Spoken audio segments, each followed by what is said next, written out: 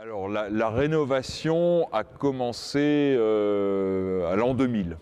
Donc il y a eu toute cette première partie qui est la nef et le chœur, ainsi que le baldaquin, qui ont été restaurés de 2001 à 2004.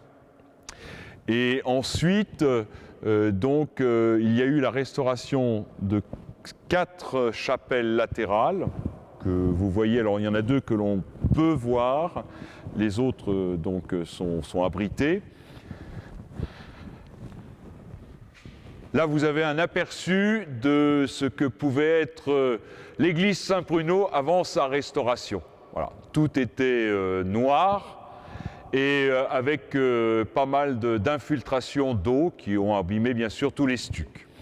Et il y a eu aussi la restauration des toitures des chapelles latérales et des contreforts.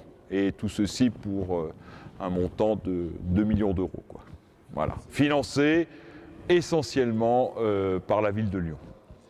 Alors parce que l'église est classée et qu'elle appartient, comme toutes les églises avant 1905, elles appartiennent à l'État, les cathédrales appartenant, enfin les églises appartenant aux municipalités et les cathédrales appartenant à l'État.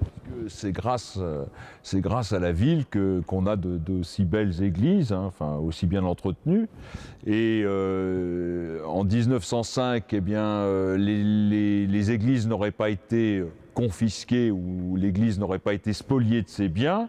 Je pense que certaines églises, dues au manque de pratiquants et de pratiques religieuses, auraient été vendues.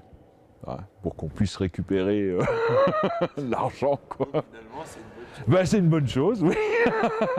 Enfin, c'est une bonne chose, mais c'est vrai que c'est quand même très onéreux très lourd, hein, de l'entretien d'une église, c'est très lourd pour l'État, quoi. Alors, toutes les églises à la Croix-Rousse servent, parce qu'il y a quand même pas mal de pratiquants. Bon, cette église fait à peu près 400 fidèles le dimanche, mais tout autant dans les 3 autres églises du plateau, hein. En plus, après, vous avez Saint-Polycarpe qui est sur les pentes de la Croix-Rousse, donc il y a quand même pas mal de pratiquants. Bon, Saint-Bernard, on n'en voyait pas une utilité. D'ailleurs, l'évêque a rendu les clés à la ville en disant on n'a plus besoin de cette église, quoi. Ben, je préfère encore qu'elle serve. Moi, ça fait ressortir un peu l'architecture. Je préfère qu'elle serve plutôt qu'elle soit abandonnée ou encore détruite, quoi. Donc si elle peut servir pour mettre en valeur le patrimoine, ne serait-ce qu'en y mettant des start-up, ça ne me dérange pas du tout.